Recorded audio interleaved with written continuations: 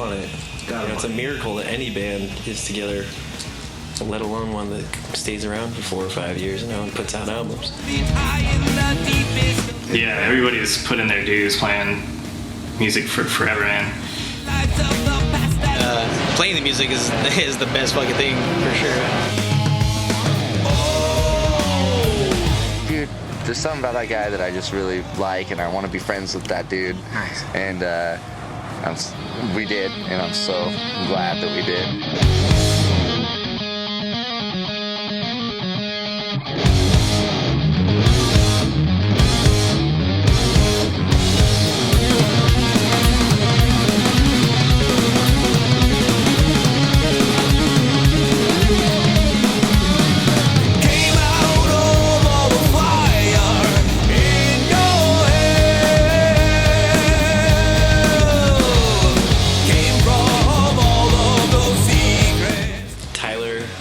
Also known as T-Sweat Dingville, and I am the lead vocalist in Great Electric Quest. Jared Bliss, bass player, and love being with the Quest. Buddy, I play guitar. Mucho drums. I play a lot of drums. My name is Kirby Donner, aka Madam Elbib. This is Luna, aka Anubis. I sell merch and t-shirts, take photos for the band, and just all around support. Feel like the mama bear a lot sometimes.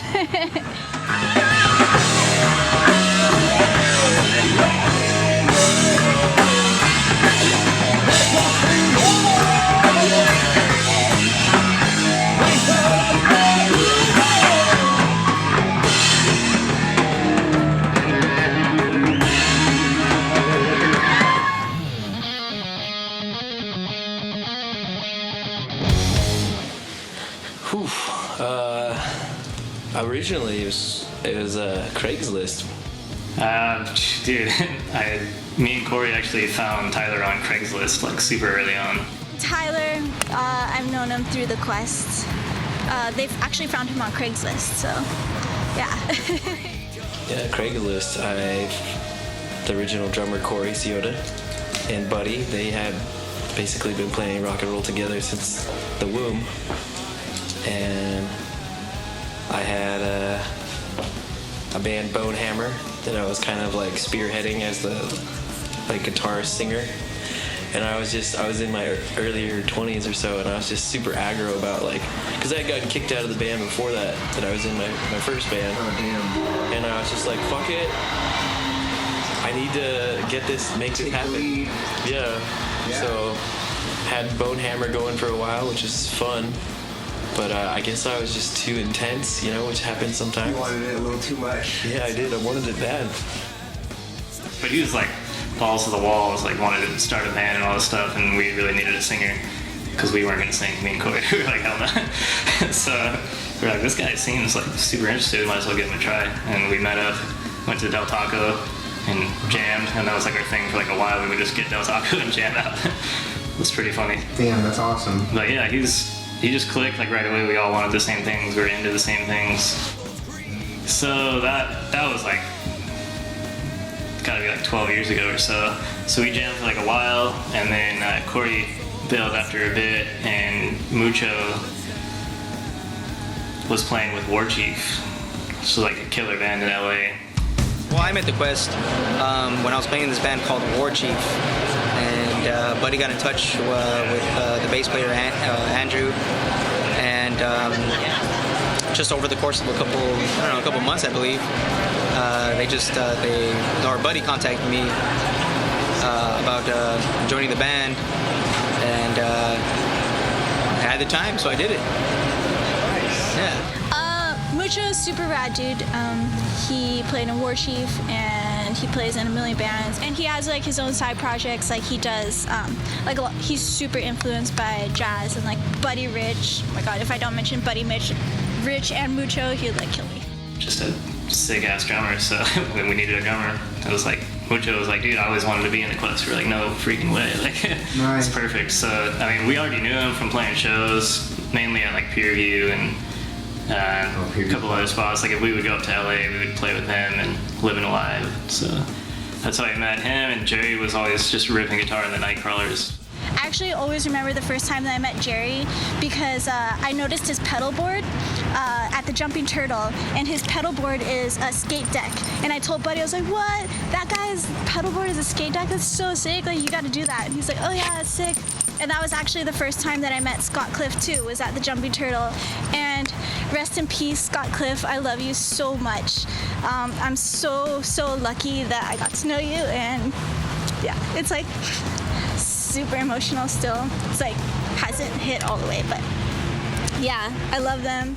So I have a brother, Michael, and when I was like 10 or 12, Michael and Tyler used to be like buddies back in the day, and Tyler would come over to my house like during lunch break, and we had a half pipe in my backyard, and they would skate. Tyler Dingville? Yeah. Oh wow. Yeah, and so they were like good buddies, and I don't really remember much of it. I don't really remember meeting him back in the day, but apparently we did like nice. hang Dang, out. So, that's crazy. And then years later, I'm 22, started the Nightcrawlers, and that's how I kind of reconnected. Was once I was in the Nightcrawlers and we were playing shows, we started playing with Great Electric Quest, and then we made that connection, because Michael came out of the show. He's like, remember Tyler used to come over to our house and skate the ramp and stuff? And I was like, not really, but so Tyler, I guess, was the first one that I knew. Damn, but I didn't even know it. Yeah, That's and then that's kind of how it started. And then we were just playing with them a lot.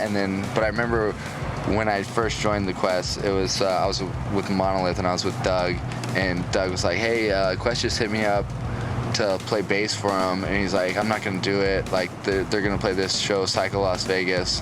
And I was all, I'll do it. I was like, and I hit up Buddy, and I always loved Buddy for like a long time. We would play shows together, and I just looked at him, I'm like, dude, there's something about that guy that I just really like, and I want to be friends with that dude. Nice. And we did, and I'm so glad that we did. And, so you're the one who reached out to the Quest. Yeah. So, well, they were reaching out to Doug or something, and then I just kind of chimed in, and I was all, hey, here, you need a bass player, I'll do it. And Buddy's all, yeah, man, that's great.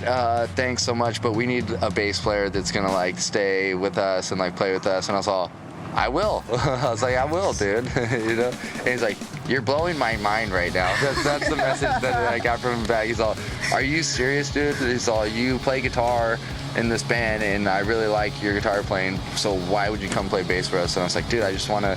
And honestly, in my mind, I was like, I just want to go to Psycho Las Vegas and play with Alice Cooper, and we'll see where it goes from there. Time, right? Yeah, and then so I remember Buddy coming over and like showing me the bass parts and stuff, and I was like, yeah, I'm just a hired gun, like, I'm gonna go play the show. And then we did that show, and then afterwards, like, then we started writing stuff, and I actually got to put some input on like how the songs go and stuff.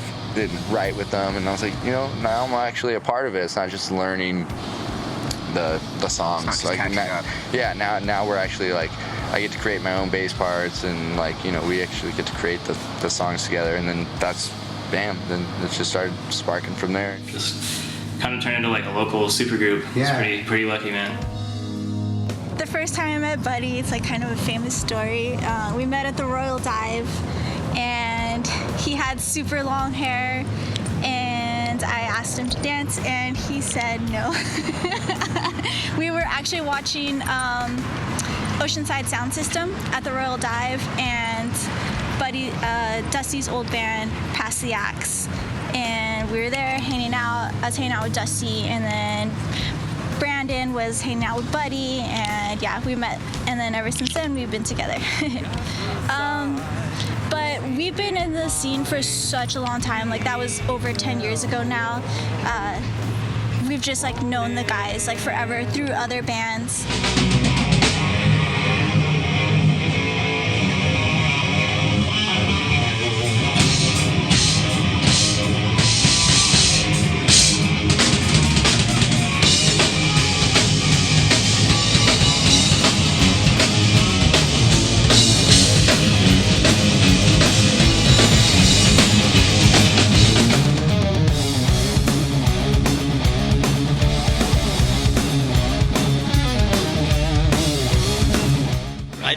one time, me and my buddies, we took some mushrooms and then we went on a hike, and it was during the week, so we weren't obviously expecting like too many people, and we ended up going to this like waterfall, and we were just chilling, and all of a sudden like wave and wave after people started coming. It ended up being a holiday, and there was like school kids coming up and everything. And then, I mean, I'm already like a claustrophobic kind of person, so when that started happening, I was like, oh, I don't fucking like this. But I was sitting in the dirt, and for some reason, like I drew a circle like around me, and I was like, this is my circle. This is my circle. I'm fucking chilling in here. It's all fucking cool. And it calmed me down. I look down at the ground and like everything's fucking, shifting and fucking, twirling, and I just see this rock and I'm like, damn, I don't like that rock. Like, I just don't like that fucking rock's vibe, man. I grabbed the rock and I put it on my circle, and automatically made me feel like good. I'm like, this fucking shit is not in here anymore. And I've always taken that as kind of like, that is exactly life, people, you don't want to live in a bubble, but you can definitely live in your comfort zone, like in your comfort space that you're around. If you don't like this person or something like that, if someone just doesn't give you a good vibe, just like, I don't need this person or anything, I don't need this thing or anything in your circle. And I just always remember about that rock, which is I just don't like the vibe of this rock.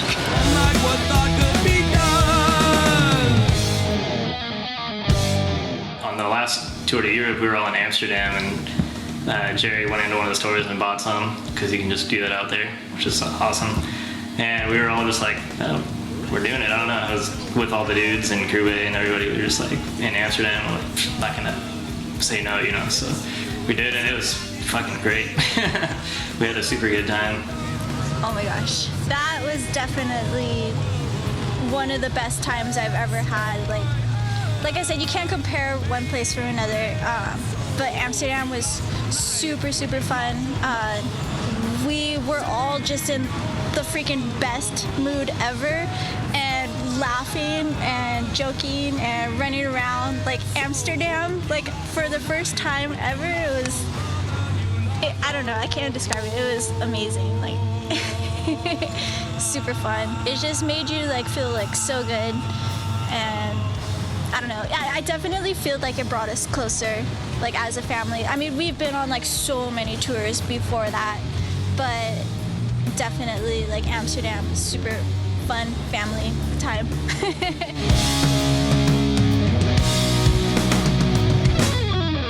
One sticks out to me.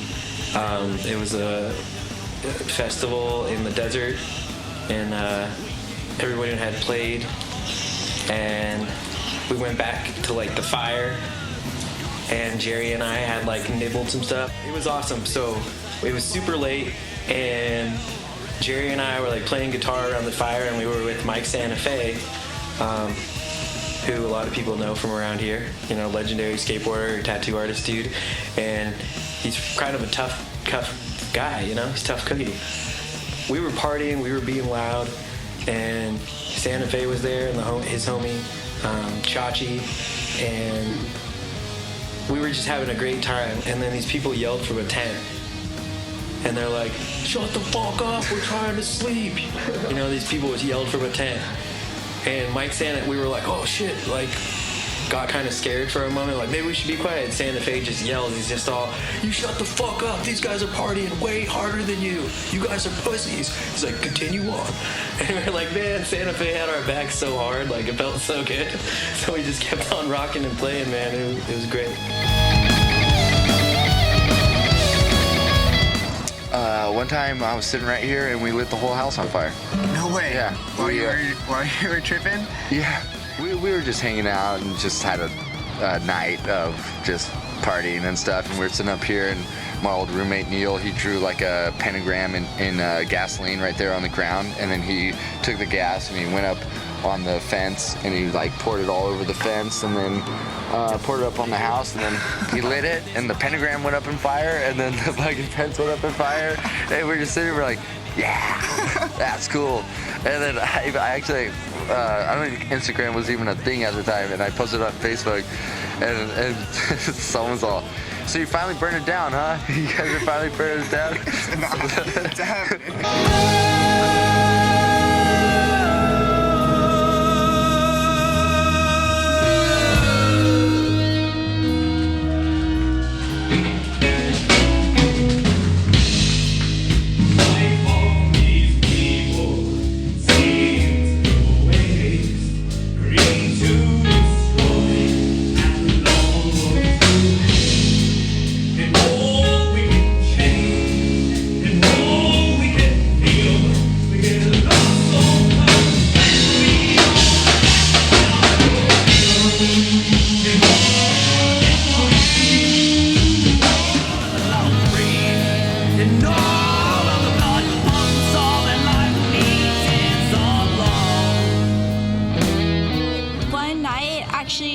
funny story. In South Carolina, I think we were smoking like before, but the guys, they played the show, and they asked the bartender, because we'd never been there before, and we're like, where can we light up these fireworks? Because we found these fireworks. And they're like, oh yeah, just go down to the beach. Like, it's cool. Like, you can like light fireworks on the beach, like anywhere. And like, okay. Like, we've been drinking and smoking like a bunch. So like, okay, we'll just go down to the beach. And we lit off all the fireworks, and we lit them all, and that was amazing. And then the guys decided for some reason to like skinny dip in the ocean. So they all took off their clothes, except for me and Buddy. We like headed down the beach, but the rest of the guys took off all their clothes and ran all the way down into the ocean, and like we're just skinny dipping in the ocean. And when they came back up, there was a couple of cops like waiting for them. Like, were you guys lighting fireworks? And they had to talk to the cops, and obviously, yeah, they're naked. And obviously, like, we're from out of town, so we're like, we're not from around here. So the bartender told us this was cool. So yeah, the cops, thank goodness, like let them go, and yeah. So it ended up being pretty chill, but kind of scary at the same time. Only the secrets of the mind.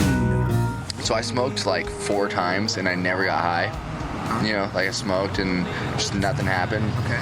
And then the first time that I actually like got stoned, because I guess that happens with people, you know, you smoke for your first time and nothing really happens. I guess that's the thing or something. Finding out. Yeah, and then one time we put on, this is the first time I ever listened to Pink Floyd too, put on Dark Side of the Moon. My friend's like, dude, you gotta listen to Dark Side of the Moon. And we smoked, and I was like, all right, nothing's happening.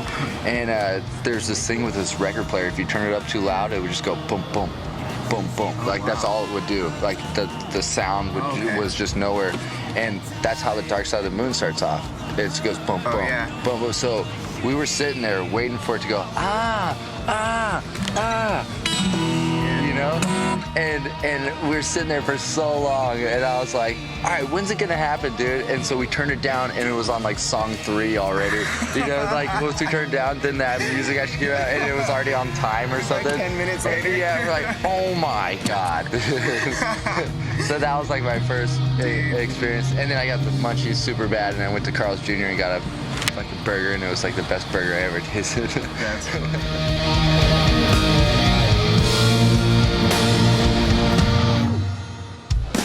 I always remember just one time, like blazing it in high school.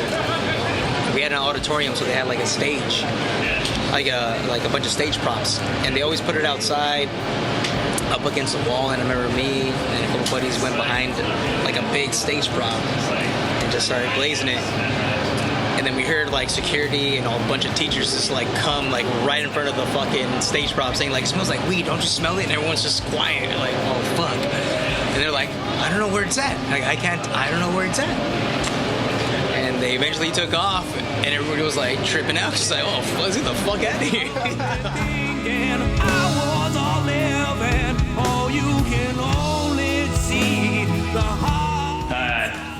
There was one time, man, I can't remember what song was on, but there was like some Sabbath song came on, and I was in the backseat of the car, and it was like everything just clicked. I was like, dude, I understand like everything that's going on. Like, for once, it went away. I forgot all of it, but like there was like a moment when I was just like, dude, I feel like I could like, I don't know, I just finally understood what Sabbath was doing and like what made them have their style of the sound, you know, such a specific thing that's like, it's so simple, but there's like so much to it that it's like, it's hard to figure it out. I've been trying for decades. Yeah, they're masters.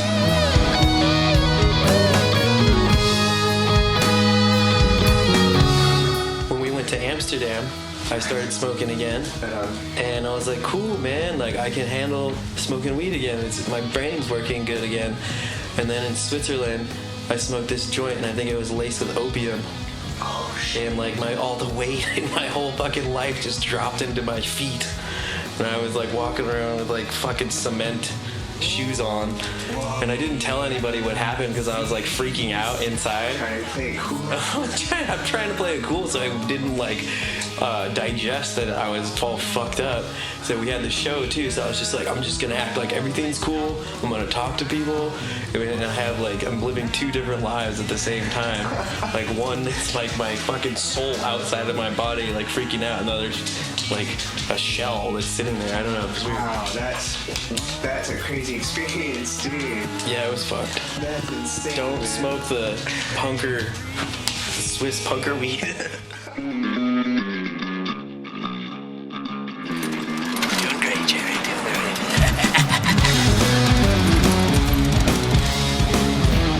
Landing gears down. Down.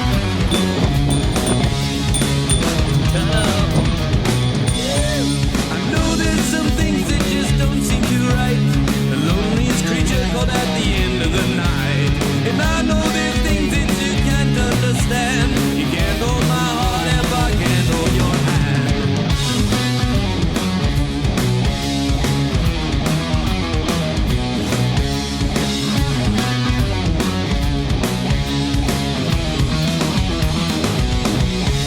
You know when you speak, all the boys hear your sounds. The hips that you move can make a room spin around. And I know there's things that Norway. you can't understand. Come on, come. You can't hold my heart that if I can't hold your hand. And oh, you think it's true.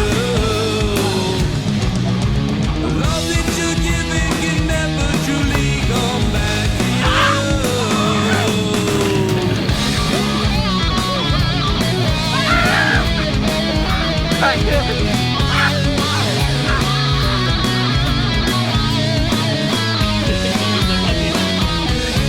You think that you know the girls in your town. You know that they're dreaming about bringing you down. And I know there's things that you can't understand. You can't hold my heart if I can't hold your hand. And oh, you think it's true. The love that you're giving can never truly come back to you. And all the madness that you crave, the twisted love lies intertwined from all the mess you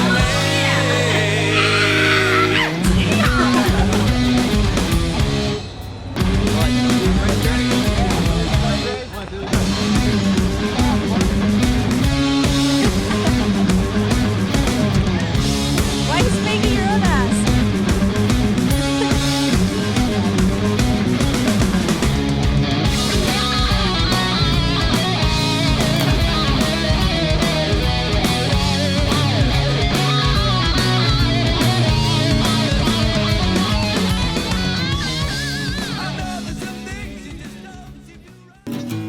Una morra de años en la que me he entrado, ya me la quiero robar.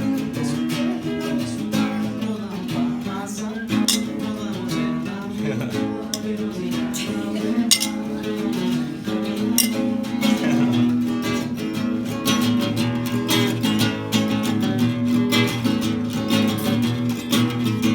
y me rentan una suite allá en el hotel Messi. Quiero toda la clavada que se van. ¡Ay!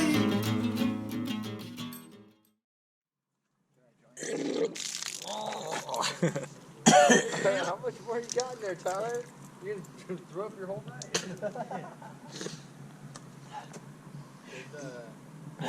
Day one.